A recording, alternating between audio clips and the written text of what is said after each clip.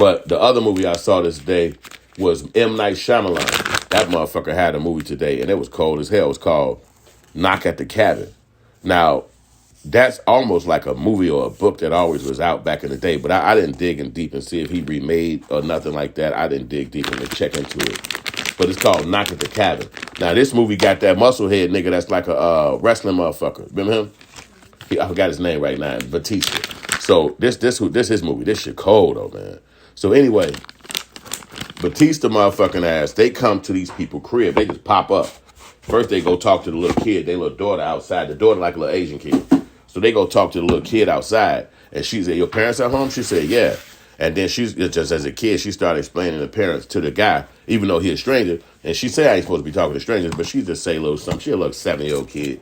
And she basically saying, I got a same-sex daddies. You understand what I'm saying? So he like, how that make you feel? And he was like, I guess it's okay. But, they talk that shit about me at school, the little girl was saying. So, he said, well, we got to speak to your parents. And so he took him in the house. And the parents were scared, like, what the fuck? Who are these people? We out here at this cabin. I told you all the movies, we at a cabin. They like, we at a cabin. Wait, no, we ain't having no company. We don't want to talk to y'all. And dude, like, this is a situation where I got to talk to you. Listen, I'm sorry to be barging in on y'all like this, but I got to talk to y'all. This is really serious. And they like, we ain't trying to talk to you, dude. Get your goof ass off our porch and leave. He like, no, I got to talk to y'all. There's some shit going down. And if I don't tell y'all about it, the whole world could die. And they like, look, man, get the fuck on. Anyway, They really like vehement about talking to them. So they crash into their crib. They basically crash into these two gay dudes' crib with an Asian little kid daughter. They knock the walls and the fucking glass, windows down until they get inside the house. It's a Bautista, a white lady. It's Bautista, an Asian lady. I'm sorry, Bautista, a Mexican lady, a white dude, and a black woman. So it's everybody in the culture except a white woman. They not in the movie. But they got everybody else. So anyway, and our characters is those two gay people and a little daughter. So making a long story short, he explained to them that the world is ending. And the world is already ending. And y'all got to help us. And how to help us is by making a sacrifice. You sacrifice somebody's life. And when you kill them, that's going to save the world. And so they sit in their house like, man, if you don't get the fuck off our porch with this goofy ass shit, what are you talking about, man? Ain't nobody finna kill the world. Hey, dude. Okay, y'all targeting us because we gay. We gay, and y'all knew that, so y'all came out here to fuck with us and do all these mind games, but get the fuck off our porch. And so they trying to fight these motherfuckers out their crib. They won't leave, and so it's a whole long thing. And so since they won't do the sacrifices, they tie their ass up and say, we got to try to talk y'all into doing this because we can't do the sacrifice for you.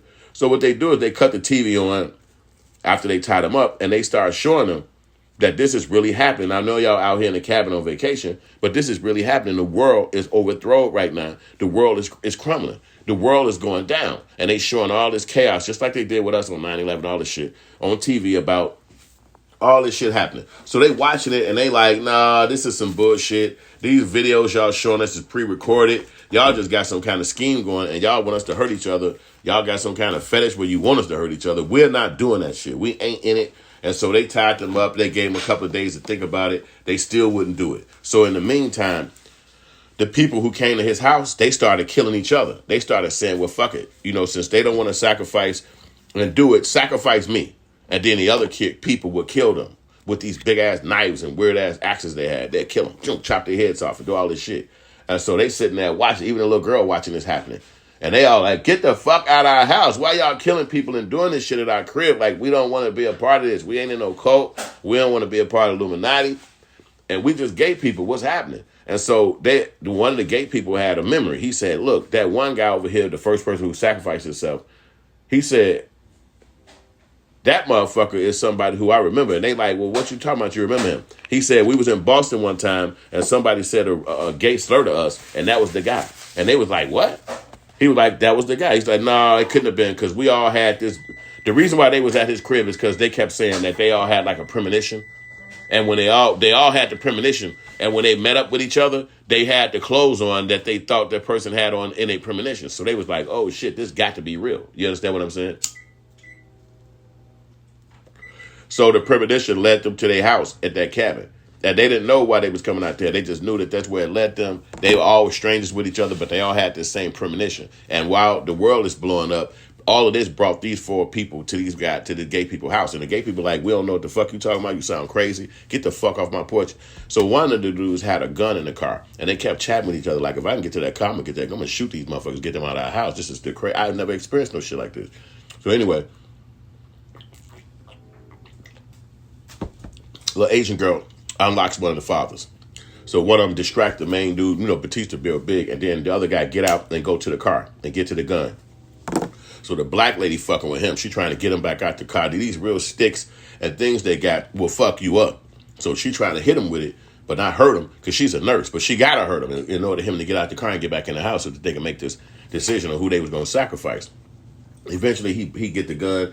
He tag it up good with the bullets. He point her at it. She move away and run away. Then he go back in the house. Get the fuck out of our house. Wait. Don't shoot us. This is real. We're not lying. I'm telling you, the world is ended. They cut the TV back on. It's more chaos. All these fucking monsoons and big-ass water waves killing people. They see this happening, but they just can't believe it. It's not something that they can believe. They like, whatever going on, we not sickos like y'all. We ain't sacrificing nobody. It's a family. We're a family. We're a same-sex family. Get the fuck out of our house. So anyway, he shoot the black lady because she tried to come after them, and Bautista's standing there. So they hold him down with the gun. Bautista real big. Eventually, he's able to overtake the gun from them. He goes out in the hallway. All the other characters have died or sacrificed themselves except Bautista.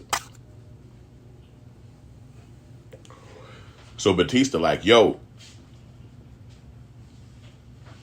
y'all trying to kill motherfuckers, but y'all ain't understanding what we telling y'all is legit. It's real.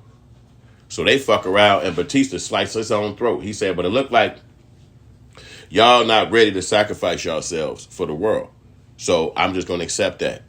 And he sliced his own throat right there in front of them. So now they standing around each other and they starting to see fire happening in the woods. All of the chaos is getting closer to their woods. All the shit that's happening in the world is moving in closer to their woods. So the woods is catching fire. The fucking animals is running. Like planes is falling out the sky. Like it's really some kind of end of the world dilemma happening, right? And so one of the guys, not Bautista killed himself. Ain't nothing left but the 2 gay men. And they started having reminiscence about when they met and all that shit. That's what stretched the movie. They was having reminiscence about when they met. Anyway, the gay dude, that's the girl boy, he say, hey man, I kind of started to believe what old boy was saying. Old boy like, wait, what? Fuck you talking about? Nigga, they was crazy, they dumb, and they dead now. He said, wait a minute, no. He said, don't you get it? The black lady was a fucking nurse. The Mexican lady was a person that did food. So she was a nurturer. He said the third lady was the third guy was like a guy that was going to protect you. And Bautista character was a person for guidance. He was like a school counselor or some shit, like a teacher. And he was a school counselor. So he was a person that was going to help you and give you guidance. He said, but we wasn't open to it. And he said, I think I need you to sacrifice me now. He said, wait, what the hell no? Let's just get the fuck out of here and go. What are you talking? Dumb. You sounding dumb. And he said, no, you should sacrifice me because I see the future. When all this is over, it's going to be you and our daughter. She going to be grown. And you're going to be picking her up from school and y'all going to be going to dinner one day. And I'm not going to be there. What? He said, what? So he had this visualization that he wasn't going to be there. So he forced the guy to shoot him with the gun and kill him.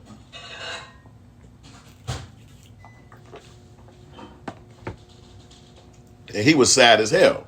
When he did that, everything fixed. Nope. When he killed him, he got the little Asian girl, and they stood outside and watched the whole house and the woods all crumble down in fire. And then they got in the car. And they was, trying to see was they both cool with playing this music in the car, this song that's really fancy and fun. And everybody, they normally play this music at the end of the movie when things is good. So they was trying to figure out, is it good? As if the little girl was cutting the music off and on and father's cutting on. Ultimately, they left the music going and they drove off into the sunset. And that was the end of the movie. And I said to myself, why? I saw it was one of those movies that leave you where you got to think, kind of. And I said, you know what happened? They said this is what they were saying. This is what M. Night Shyamalan was saying. He said the 2-parent gay shit is the end of the world. And when that shit is over, when the end of the world is over, it's going to go back to normal. Well, a girl is being raised by her father the right way, and she's going to be married and carried off into some man. Even if he's still a gay man, the daughter is going to be handed off and married to somebody. Even he said that. And she's going to love somebody, and that person's going to love her. But they didn't cut to that visual of who that person was, which it would have probably been a boy. Because the little girl said in the beginning, they be talking about me, about my parents being gay. To leave it open for the gay people. They didn't show it. Like, she could be gay. She could even be gay too, but the dad and the two gay husbands was not going to be there when the world changed back to normal. You understand what I'm saying? When the world gets back to big, because it was like, ooh, all of this is over, and we're collecting the bodies in the hospitals. They did that little moment at the end of the movie, and that's when everything was supposed to be getting back to, the survivors who made it past the end of the world event. And that's when I said, But after the end of the world event, on the other side, you notice that what's happening is... Probably 90 white people that will argue up and down. That's not what they You know damn well they will. M. Night Shyamalan be like, that ain't what the hell I meant. Because they'll take... But see, the fact that he put that in a movie, you can see it with your own eyes. You ain't got to listen to me. That shit is legit to me. I said, wait a minute. So he let this little girl die? Oh, shit, you straight gangster. I mean, but they killed the gay man. And I didn't know where the movie was going to go either, because it's my first time seeing the movie. But I will say it was good. Now, I'm going to tell you how I came to that conclusion. Because as soon as it ended, I said, that was some bullshit. I said, I watched that. That was some bullshit. And I sat there for a few minutes and was like, what was the purpose of that? Right, like, how the fuck did they do an end of the world movie and then... Because I'm going to tell you, what you might not gather is that in filmmaking, how a movie ends is the mother, husband, the child. They all get back together and form a family, no matter what movie it is. Or the guy and the girl get back together if there's no kid in the movie. So a family is always brought together at the end of the film. And even if it's a little girl, or if they're not even family, it might be a white man, a black woman, and an Asian kid. That'll still make a family at the end of the movie. So that's how you know what that was about. Because the family wasn't nuclear. It was no female in the family. They didn't have a nuclear family. Even if the gay guy would have survived, it still would have signified a nuclear family. You understand what I'm saying? But it didn't do that.